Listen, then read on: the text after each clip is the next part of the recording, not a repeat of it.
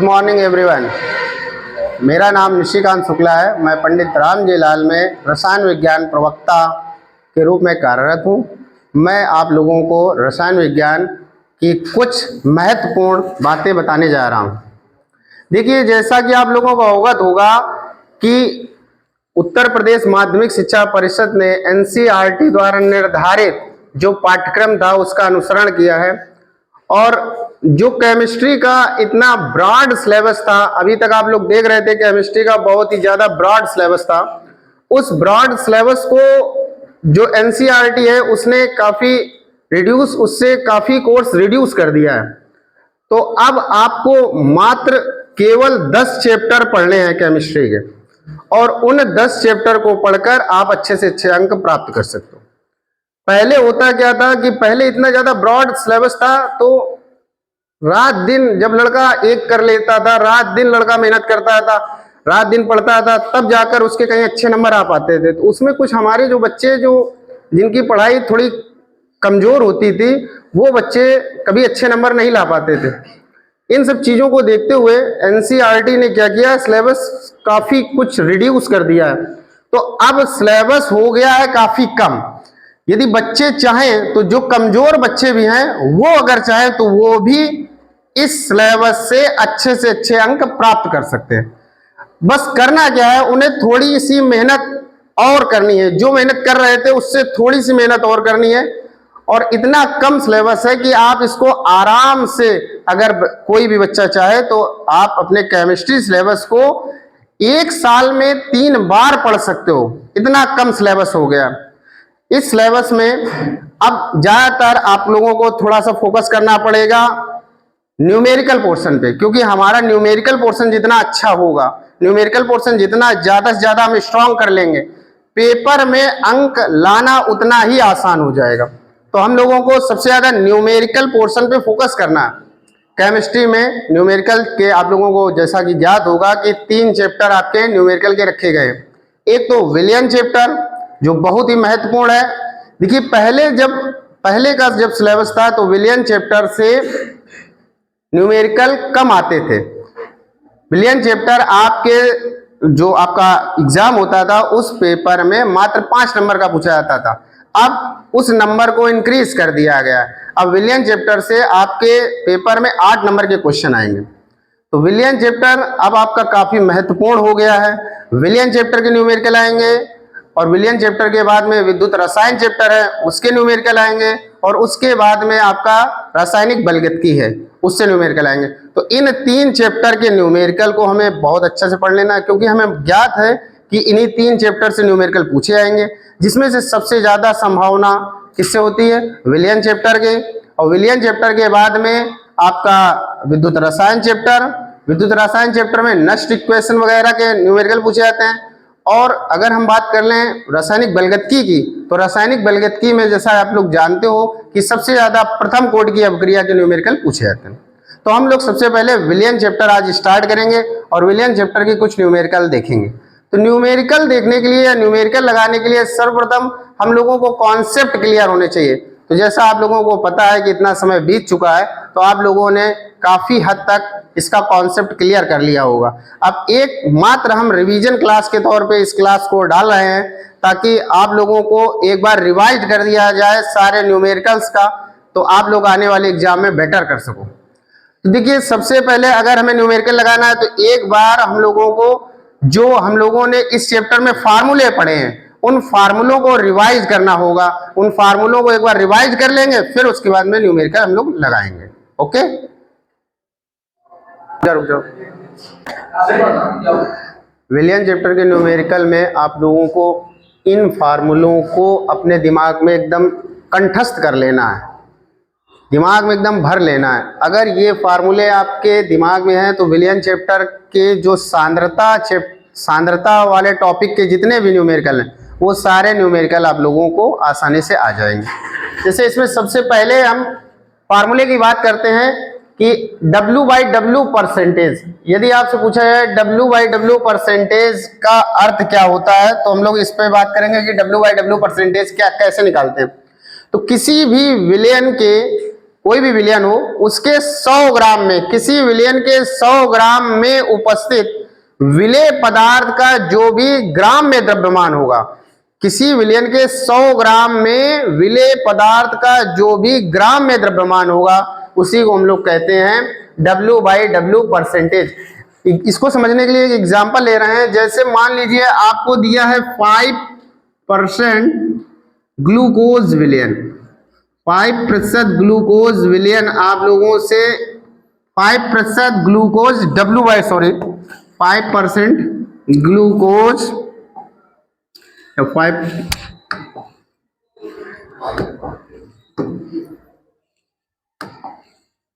5% W/W glucose विलयन, glucose विलयन।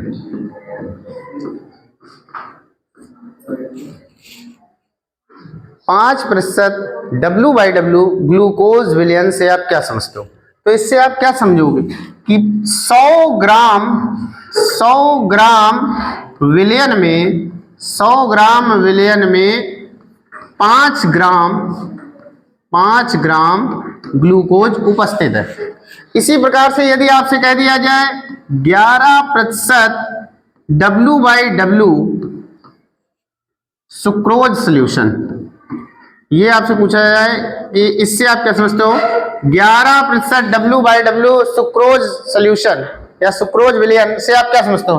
तो इससे आप क्या समझते हो कि 100 ग्राम विलयन में, इसमें 100 ग्राम विलयन में 11 ग्राम क्या है? सुक्रोज उपस्थित है। तो मेरे हिसाब से ये चीज समझ में आ गई होगी W/W का परसेंटेज। जैसे आपसे पूछा जाए कि 8% W/W यूरिया विलयन से आप क्या समझते हो? तो इससे आप क्या समझते हो? 100 ग्राम विलयन में 8 ग्राम यूरिया उपस्थित है। इसी प्रकार से हम लोग W/V, इसमें क्या है, जैसे आप W/W में क्या कर रहे थे, किसी विलयन के 100 ग्राम ले रहे थे, 100 ग्राम में विलेय पदार्थ जितने ग्राम था वही W/W परसेंटेज हो गया। इसमें क्या है? W/V है। W/V का मतलब है इस बार 100 ग्राम विलयन नहीं लेना है, 100 ml विलयन लेना है। कितना लेना है? 100 ml। तो 100 ml विलयन में देखना है विलेय पदार्थ कितने ग्राम है। तो 100 ml विलयन में विलेय पदार्थ की मात्रा को, विलेय पदार्थ की ग्राम में मात्रा को हम लोग W/V परसेंटेज कहते हैं। जैसे मान लो हमने ग्लूकोज का कोई विलयन बनाया, तो उस ग्लूकोज के विलयन का हमको कितना ml लेना है? 100 ml। और उस 100 ml में हमें ये देखना है कि 100 ml विलयन में विलेय पदार्थ का या ग्लूकोज का कितना ग्राम उपस्थित है, वही हो जाता है W/V परसेंट। अब हम लोग बात करेंगे V/V परसेंट की। तो V/V परसेंट क्या है? इसमें किसी विलयन का 100 ml लेना है और उस 100 ml में विलेय पदार्थ का ml में आयतन देखना है कि 100 ml विलयन में विलेय पदार्थ कितने ml है, उसी को हम लोग क्या कहेंगे? V/V percent. अब देखिए मुख्य रूप से सबसे ज्यादा इस चैप्टर में जो अगर इंपॉर्टेंट है तो क्या है, ये फार्मूलों पर आप विशेष ध्यान देना है। एक तो नॉर्मलता वाला फार्मूला, आपका नॉर्मलता वाले फार्मूले पर आपको मेन फोकस करना है। मोलरता, मोललता और मोल प्रवाह, ये सबसे ज्यादा इंपॉर्टेंट है। सबसे ज्यादा न्यूमेरिकल इन्हीं तीन पे आपको मिलेंगे, मोलरता, मोललता, मोल प्रवाह। थोड़ा सा नॉर्मलता भी देखेंगे। यदि किसी विलयन की नॉर्मलता ज्ञात करनी है तो आपको ये देखना है कि 1 लीटर विलयन में, कोई भी विलयन है उसके 1 लीटर विलयन में विलेय पदार्थ के कितने ग्राम तुल्यांक उपस्थित है। मतलब इसकी परिभाषा क्या होती है नॉर्मलता की? 1 लीटर विलयन में उपस्थित विलेय पदार्थ के ग्राम तुल्यांकों की संख्या को हम लोग क्या कहते हैं? नॉर्मलता। अब ग्राम तुल्यांक निकालना तो आप लोग जानते ही होंगे, इंटरमीडिएट की क्लास में आ गए। यदि ग्राम तुल्यांक आपको निकालना नहीं आता तो हम किसी नेक्स्ट क्लास में आपको ग्राम तुल्यांक निकालना सिखा देंगे कि ग्राम तुल्यांक किस प्रकार से निकाला जाता है। बस नॉर्मलता आपसे अगर पूछा जाए तो आपको क्या करना है कि जिस विलयन की नॉर्मलता निकालनी है उस विलयन का 1 लीटर आयतन लेना है और 1 लीटर आयतन में विलेय पदार्थ के ग्राम तुल्यांकों की संख्या देखनी है। यानी 1 लीटर आयतन में उपस्थित विलेय पदार्थ के ग्राम तुल्यांकों की संख्या को हम लोग नॉर्मलता कहते हैं। नॉर्मलता का फॉर्मूला है आप लोग नॉर्मलता किसी सवाल में कैसे निकालोगे, तो उसके लिए आपको विलेय की मात्रा देखनी है। उस सवाल में विलेय की मात्रा क्या दी हुई है, विलेय की मात्रा होनी क्या है चाहिए ग्राम में, और मल्टीप्लाई करना है 1000 मतलब 1000 से गुणा करना है अपॉन विलेय पदार्थ का, जो विलेय पदार्थ की मात्रा है उसी का आपको क्या निकालना है, तुल्यांकी भार। तुल्यांकी भार निकालने के बाद में मल्टीप्लाई करना है विलयन का आयतन ml में। विलयन का आयतन अगर ml में है तभी आपको ऊपर 1000 से गुणा करना है। अगर विलयन का आयतन लीटर में है तो फिर आपको 1000 से गुणा नहीं करना है इस फार्मूले में। इसके बाद में बात करते हैं मोलरता की। तो जैसे नॉर्मलता निकालने के लिए 1 लीटर आयतन में आपने क्या देखा, विलेय पदार्थ के ग्राम तुल्यांकों की संख्या को। इसी प्रकार से मोलरता में क्या करना है, 1 लीटर विलयन में विलेय पदार्थ के मोलों की संख्या को देखना है। क्या करना है, 1 लीटर विलयन में विलेय पदार्थ के मोलों की संख्या देखनी है। जैसे अगर 1 लीटर विलयन में किसी विलेय पदार्थ के 5 मोल घुले हैं, 1 लीटर विलयन में किसी विलेय पदार्थ के 5 मोल घुले हैं और आपसे पूछा है बताइए इसकी मोलरता क्या होगी, तो आपको कुछ नहीं करना है, बस जितने मोल घुले हो वही प्रति लीटर बोल देना। तो इसकी मोलरता हो जाएगी 5 मोल प्रति लीटर। जैसे किसी विलयन के 1 लीटर आयतन में विलेय पदार्थ के 15 मोल घुले हैं तो उसकी मोलरता क्या होगी, 15 मोल प्रति लीटर। मतलब 1 लीटर में विलेय पदार्थ के जितने मोल घुले होंगे वही उस विलयन की मोलरता होगी। अब देखिए सबसे ज्यादा बच्चों को दिक्कत होती है मोलरता और मोललता में, क्योंकि ये दोनों एक जैसे हैं तो बच्चे इनमें डिफरेंस करना थोड़ा सा भूल जाते हैं और अच्छी प्रकार से डिफरेंस नहीं कर पाते। मोललता में क्या है, देखिए यही एक सांद्रता के जितने फार्मूले हैं उन फार्मूले में एक मोललता ही ऐसा फार्मूला है जिस फार्मूले में विलयन का आयतन नहीं लिया जाता है। बाकी सभी फार्मूले में हम लोग क्या लेते हैं, विलयन का आयतन लेते हैं, लेकिन इस फार्मूले में विलयन से मतलब नहीं, यहाँ पे विलायक का द्रव्यमान लिया जाएगा। और कितना, 1000 ग्राम।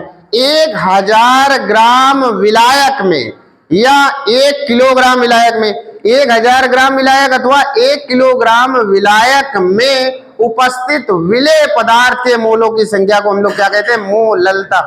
बाकी जितने फार्मूले हैं सांद्रता टॉपिक के जितने भी फार्मूले हैं उनमें हम लोग विलयन में चेक करते हैं, जैसे 1 लीटर विलयन में या 100 ml विलयन में।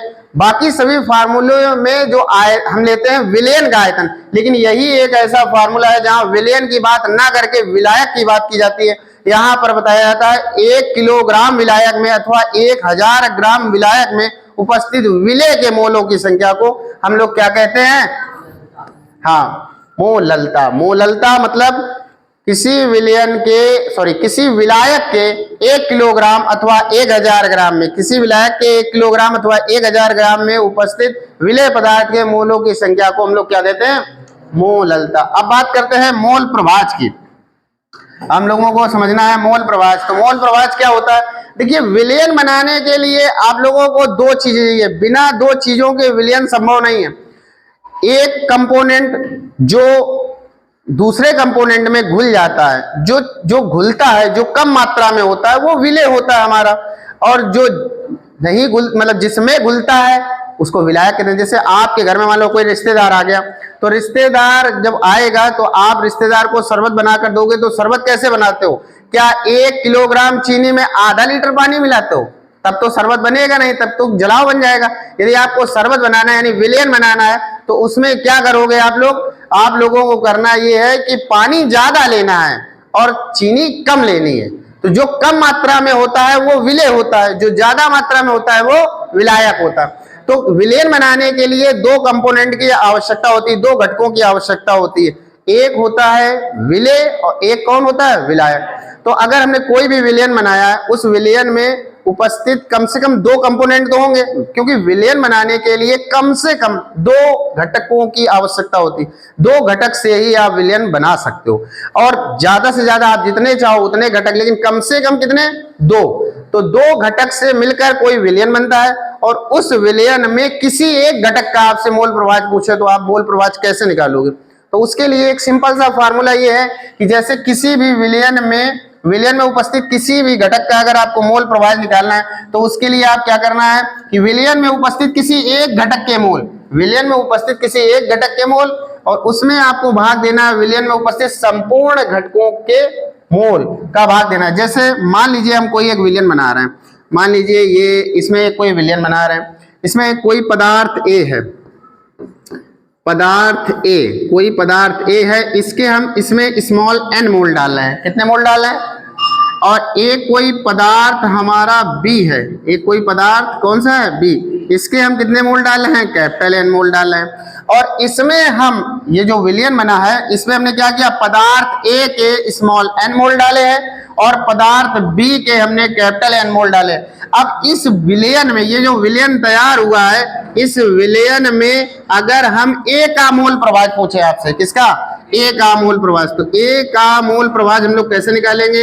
ए का मोल प्रभाज बराबर ए के मोल, विलयन में उपस्थित ए के मोल। ए के मोल कितने हैं? स्मॉल n अपॉन विलयन में उपस्थित संपूर्ण मोल, तो संपूर्ण मोल में तो ये और ये दोनों आ जाते हैं, तो संपूर्ण mole capital N plus small n। इस प्रकार से हम ए का मोल प्रभाज ज्ञात करते हैं। अगर मान लो इसी विलयन में बी का मोल प्रभाज पूछता तो कैसे निकालते? तो बी का मोल प्रभाज बराबर, बी का मोल प्रभाज कैसे निकालते हैं? बी का मोल प्रभाज बराबर